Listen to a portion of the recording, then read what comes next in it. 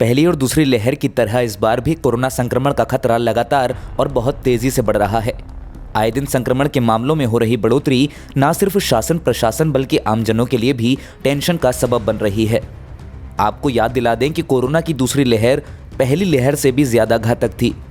ये दूसरी लहर ही थी जिसमें ऑक्सीजन को लेकर पूरे प्रदेश में हालात चिंताजनक हो गए थे। ऑक्सीजन की मारामारी के चलते लाखों लोगों की जान चली गई। इसलिए इस बार शासन प्रशासन किसी भी तरह की कोई कोर-कसर नहीं छोड़ना चाहता। इसी को ध्यान में रखते हुए लगातार कोविड की रोकथाम के प्रयास किए जा रहे हैं। बीते दिन नैनीताल स्वास्थ्य विभाग और प्रशासन की बैठक आयोजित की गई, जिसमें हल्द्वानी शहर के अंदर अस्पतालों के हालात, आईसीयू, वेंटिलेटर की तमाम जानकारी को साझा किया गया। लाजमी है कि कोरोना की बढ़ती संख्या के बीच लोगों की लापरवाही और प्रशासन की ढील कई जानों पर भारी पड़ सकती है। इसलिए सतर्कता सबसे अहम हथियार है। विशेषज्ञों की माने तो कोरोना महामारी कब खत्म होगी इसका अंदाजा लगाना अभी भी मुमकिन नहीं हो पाया है। ऐसे माहौल में टीकाकरण के साथ ही नियमों का पालन करना बेहद जरूरी है। एसीएमओ नैनीताल की माने तो फिलहाल जिले में हालात नॉर्मल हैं। अभी मौजूदा वक्त में ऑक्सीजन की कोई कमी भी नहीं है।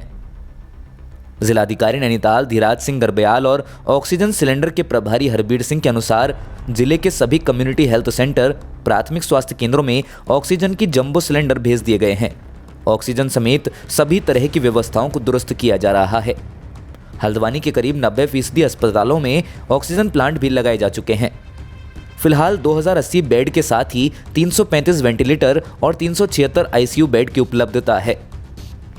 प्रशासन लगातार यही कह रहा है कि दूसरी लहर की तरह ऑक्सीजन की जरूरत पड़ने पर इस दफा किसी भी तरह की समस्याएं सामने नहीं आएंगी। इस बार ऑक्सीजन की उपलब्धता पूरी है। बहरहाल शासन की तरफ से भी निर्देश स्पष्ट तौर पर दिए गए हैं। शासन के निर्देश अनुसार कोरोना के बढ़ते मामलों को देखते हुए स्वास्थ्य सेवाओं की लगातार मॉनिटरिंग की जा रही है। प्रशासन अपने स्तर पर हर तरह के प्रयासों को धरातल पर उतार रहा है।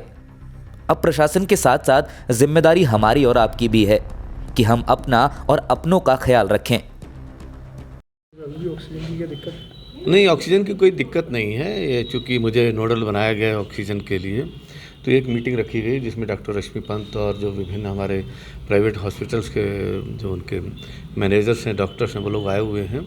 हमारे पास कितने बेड हैं, कितने वेंटिलेटर हैं, कितने ऑक्सीजन की व्यवस्थाएं हैं और कहाँ कहाँ हमें ऑक्सीजन की आगे आवश्यकता पड़ सकती है, वो मीटिंग की गई है और अभी तक कोई दिक्कत नहीं है। और मैं समझता हूँ कि आगे भी दिक्कत आने की संभावना नहीं है, क्योंकि कई हॉस्पिटल्स में ऑलरेडी प्लांट्स भी लग चुके हैं और जहाँ प्लांट्स नहीं हैं, अगर वहाँ सप्लाई की आवश्यकता होगी तो उसको भी पूरा किया जाएगा। वेंटिलेटर क्या स्टेटस है? जिसमें जो है हमारे पास टोटल 2080 बेड हैं और जो वेंटिलेटर हैं हमारे पास वो हमारे 335 हैं और इसी प्रकार जो आईसीयू के जो हमारे बेड हैं वो 376 बेड हैं।